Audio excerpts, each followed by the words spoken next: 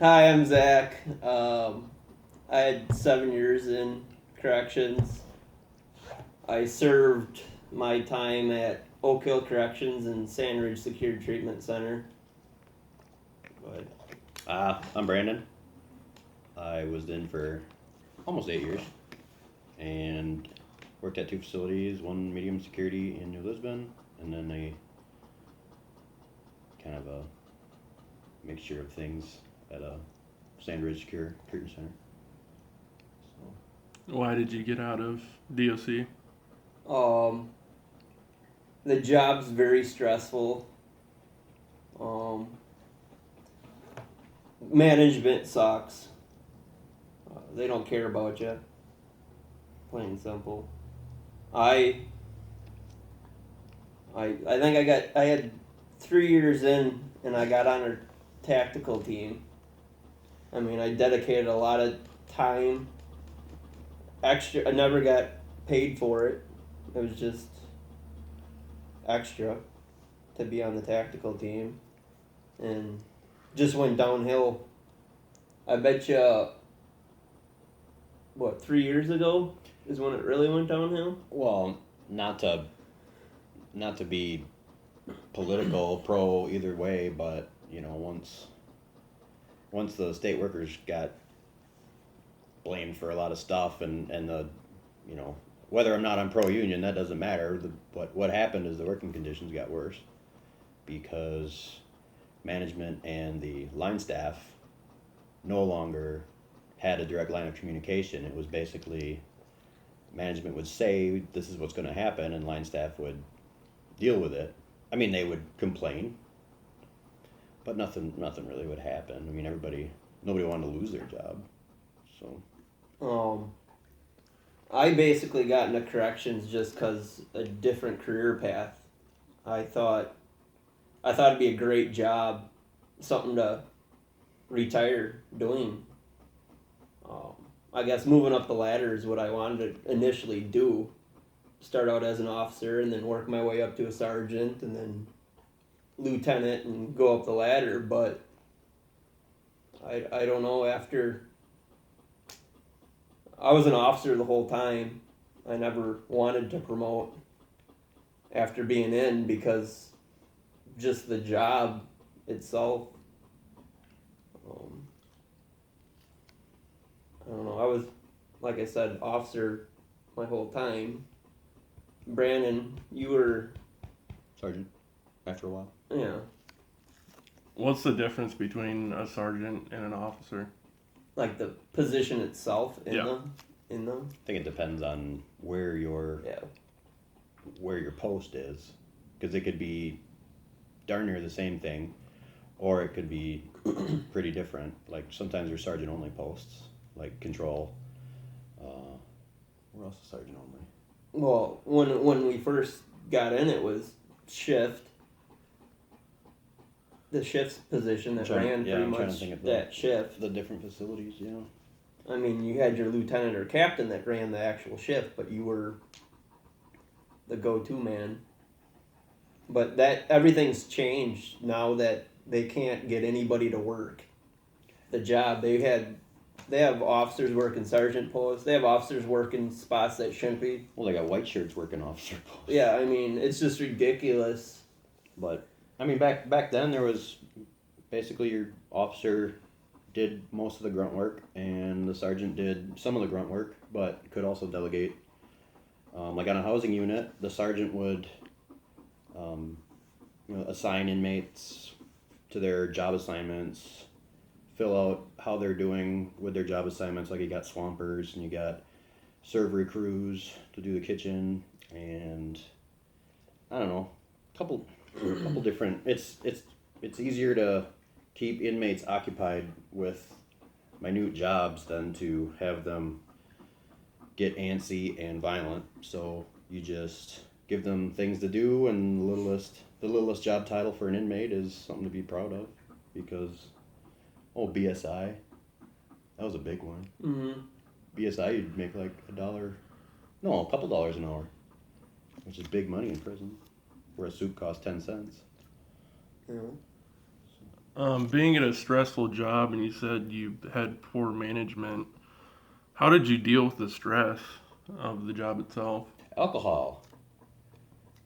I got put on medication.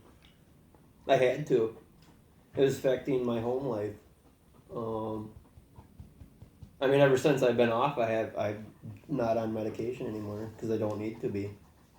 It's just, it's not a corrections is not a hard job. It's just it's stressful. Mentally grinding. Mentally, Physically it's not a bad job. I mean, yeah, training all the time, and it got to the point where you had to use your time to, I guess, like our ERU or SWAT, we basically had to shift our shifts around just to make it. I mean, it used to be where they would pay us overtime Yeah. or whatever. So you were doing ERU on your own free time Mhm. without pay? We had Well, it was your straight pay Yeah. during your shift. But the thing is, you took it upon yourself to be on the tactical team for the for the department. So you're trying to go above and beyond and show that you want to, be a good employee, good officer, good sergeant or whatnot. And then what would happen is your post needs to get filled no matter what.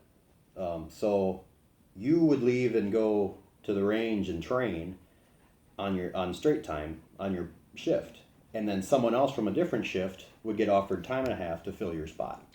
So you're not making the money, the other guy is.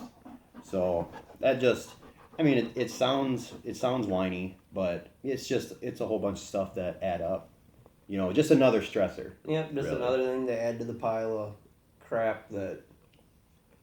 I mean, it just one after the other, But if you have a good captain, and that's what it is. if you have a good line supervisor, he can take, or she, whatever, can take the brunt of management's decisions and actually speak on behalf of his shift, and that makes a huge difference, and morale and everything, and it makes the staff be more vigilant, and then when that goes away,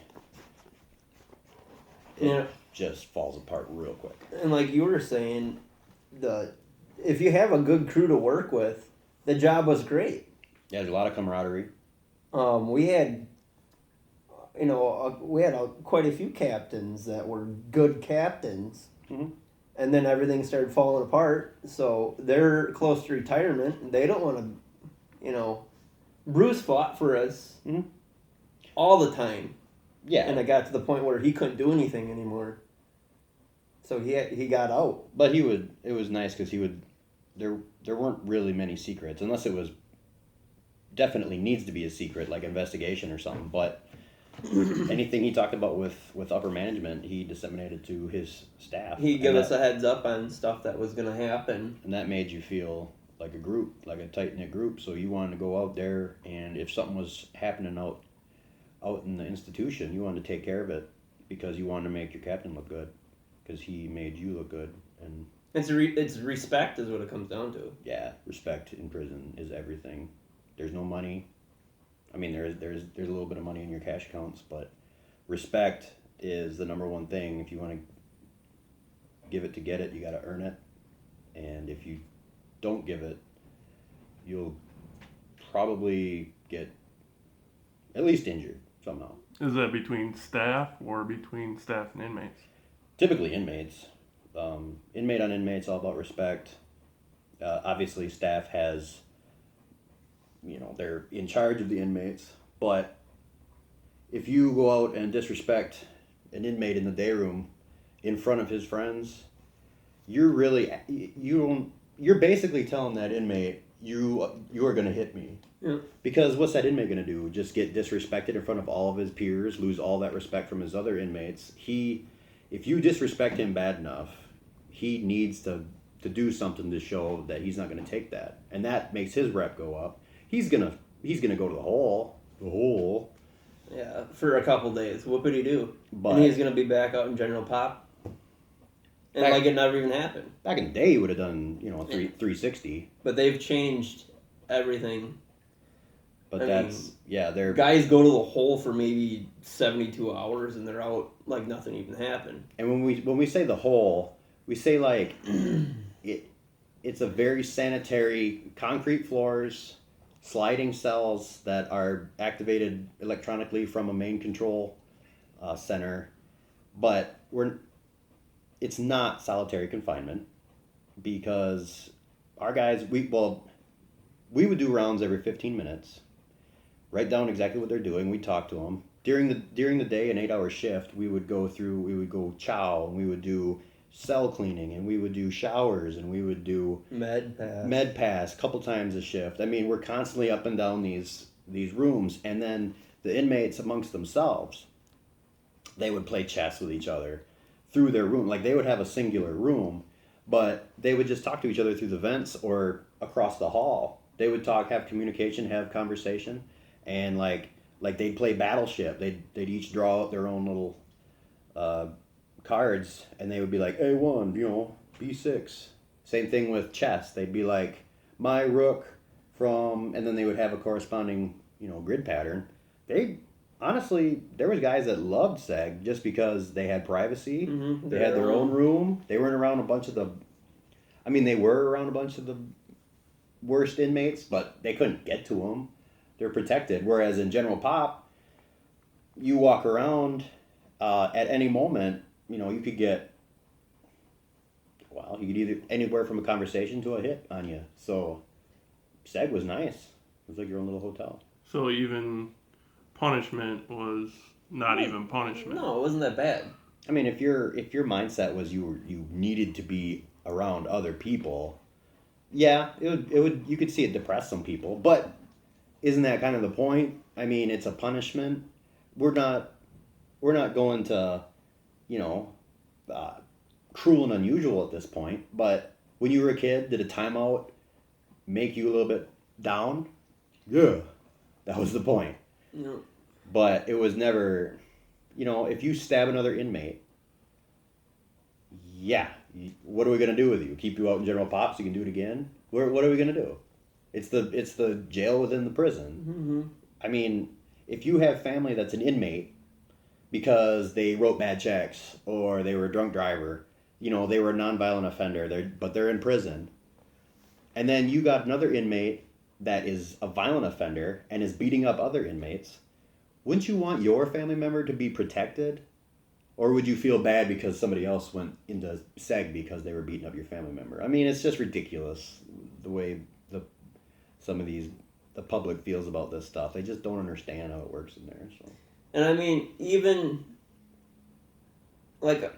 staff that work at the prison don't even know what go on, like on the weekends. They're off. They work Monday through Friday job. The weekends, there's no upper management there. You're talking like clerical and... They don't know what's going on. So when we are dealing with the inmate, and then they drop all the charges, because, he isn't that bad, blah, blah, blah. He's never acted like that around me.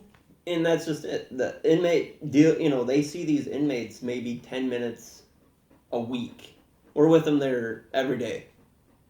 And we're talking about the people that, if through one-on-one talking, this person could be the person that helps them get out. So they just play the system. It's a big game. So that has been a quick rundown of why prison is so freaking stressful. And the way it's getting. Nobody will work it. Okay. And Thank you, guys. yep.